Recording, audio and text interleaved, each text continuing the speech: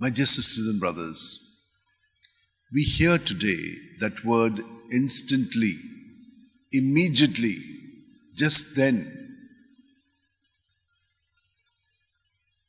What are we trying to see here? The kind of belief that one has in Jesus. If you believe, what you desire will be granted to you.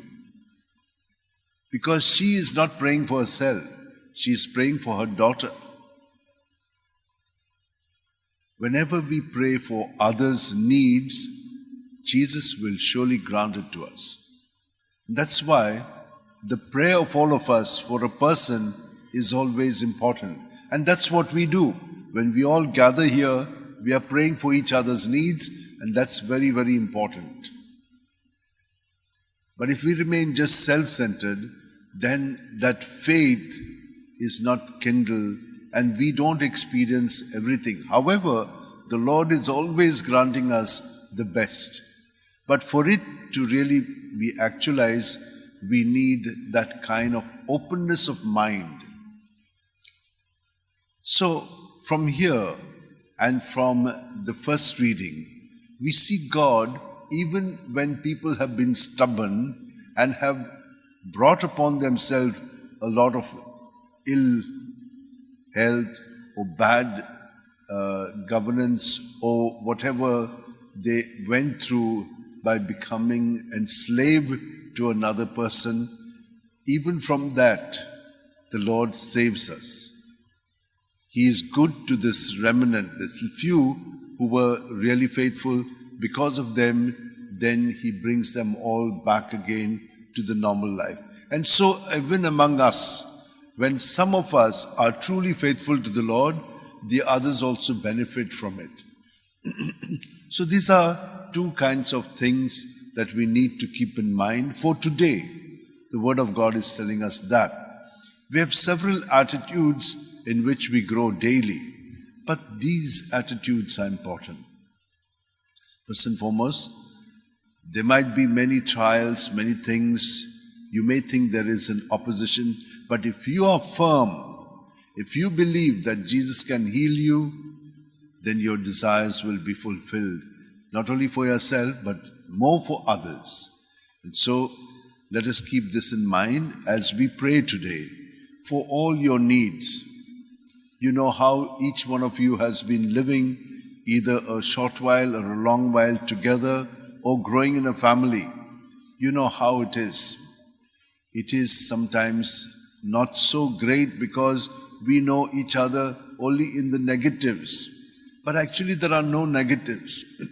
So God is always bringing out good in all those things. We don't like to hear something sometimes.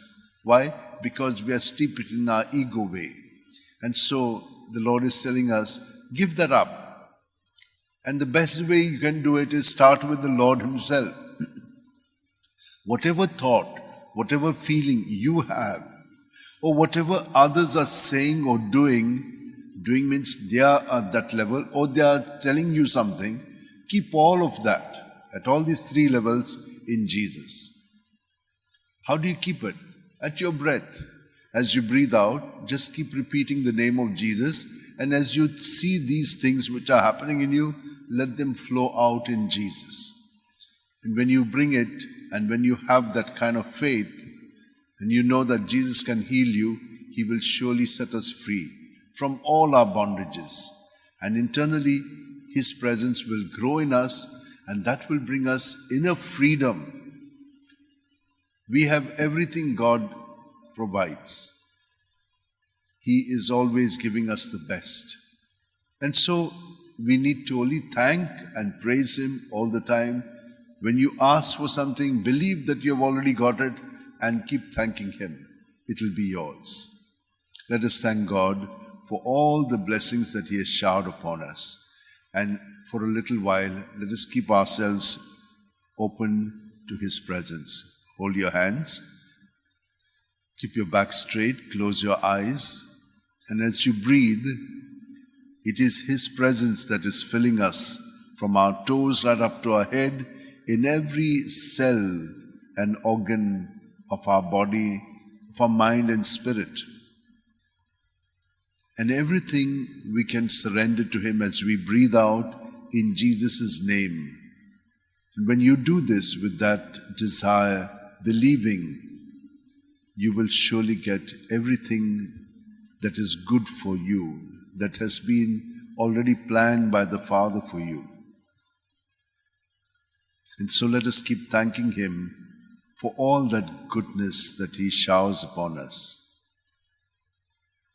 And even for the evil that may befall upon us, let us keep it in Him, because it is only He who has won over the victory on evil. And so He can set us free from it as well. He is the one who changes our mourning into dancing, the psalmist says. And so let us thank Him and pray for all our needs.